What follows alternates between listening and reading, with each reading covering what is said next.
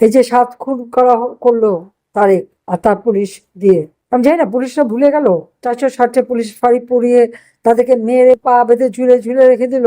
আর সেই পুলিশ এখন এই 7-7টা খুন করা খুনিদেরকে বাঁচানোর জন্য তারা কঠোর নির্দেশনা জারি করে। জামিন হওয়ার পরে আবার আরেকটা সৌনারিস দেখায়, ঘুষ দুর্নীতির প্রতি পদে পদে। এখন ঘুষ ছাড়া কোনো কাজই হয় না, যা কিছু করতে যাবেন টাকা দিতে হবে, এমনই একটা অবস্থা। আর ঘরেও নিরাপত্তা নেই, রাস্তায়ও নিরাপত্তা নেই। দেশবাসী চরম নিরাপত্তাহীনতায় ভুগছে এবং জুলুম, অত্যাচার, নির্যাতন, ঘর বাড়ি লুটপাট। একটা ইউনিয়ন, আমাদের ইউনিয়নের নেতাকর্মীর বাড়ি পর্যন্ত পুড়িয়ে দেওয়া হচ্ছে, লুটপাট করা হচ্ছে। আওয়ামী লীগ নিষিদ্ধ করবার কোনো অধিকার তাদের নেই, কারণ তারা অবৈধ ক্ষমতা দখলকারী এবং সান্ধ্য ভোটে ক্ষমতাসীন। আওয়ামী লীগ জনগণের ভোটে নির্বাচিত। আওয়ামী লীগের দেশের স্বাধীনতা এনেছে। বাংলাদেশের ইতিহাসের সাথে আওয়ামী লীগের ইতিহাস ওতপ্রোতভাবে জড়িত। বাংলাদেশের মানুষের আর্থসামাজিক উন্নয়নের সাথে আওয়ামী লীগ সম্পৃক্ত। একমাত্র আওয়ামী লীগ ক্ষমতায় গেলেই মানুষের ভাগ্য পরিবর্তন হয়। একমাত্র আওয়ামী লীগ ক্ষমতা থাকলেই দেশের উন্নতি হয়, মানুষের জীবনে শান্তি, নিরাপত্তা ফিরে আসে।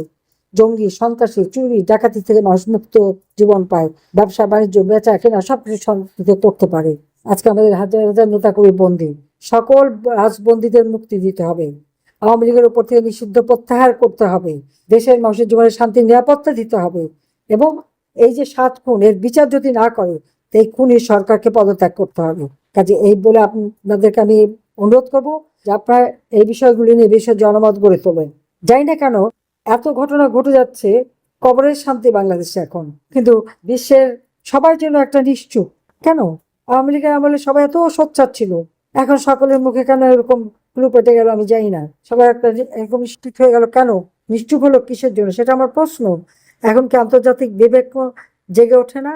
এত খুন খারাপি, রক্ত, লাশের পর লাশ যাচ্ছে, কবরে লাশ, পুকুরে লাশ, জঙ্গলে লাশ। সংখ্যালঘু সম্প্রদায় প্রতিনিয়ত নির্যাতিত। সেই দিনও জঙ্গলের মধ্যে সেই সংখ্যালঘু মেয়েকে রেপ করে ফেলে রেখে গেছে, ঘরের মধ্যে ঢুকে স্বামীকে বেঁধে রেখে তাকে রেপ করে, সেই ছবি তুলে আবার ভিডিও পাঠায়। তো যারা করে, যারা মারে, তা তো দেখাই যাচ্ছে। তো এখন বিশ্ব বিবেক কোথায়, সেটা আমার প্রশ্ন। এখন সেই সাংবাদিকরা কই, সে বুদ্ধিজীবীরা কই? আমাদের বাংলাদেশেই যারা, তারাই বা নিশ্চুপ কেন? আমরা তো সবার জন্য সবকিছু মুক্ত ছিল, সমালোচনা সবকিছুই করতে পারতো, এখন পারে না কিসের জন্য? এখন নাকি গণতন্ত্র শেখাচ্ছে। যাও, আমি এটুকু বলবো যে আপনারা ভালো থাকেন, সুস্থ থাকেন, আর আজকে এই অন্যায়ের বিরুদ্ধে সকলে প্রতিরোধ করে তোলেন। জনতার জয় ইনশাল্লাহ হবেই হবে। মানুষের জীবন আবার শান্তি ফিরে আসবে, বাংলাদেশকে আবার আমরা উন্নত, সমৃদ্ধ, স্মার্ট বাংলাদেশ হিসেবে 2041 সালের মধ্যে গড়ে তুলবো, এটাই আমাদের প্রতিজ্ঞা। সবাইকে ধন্যবাদ। জয় বাংলা, জয় বঙ্গবন্ধু, বাংলাদেশ চিরজীবী।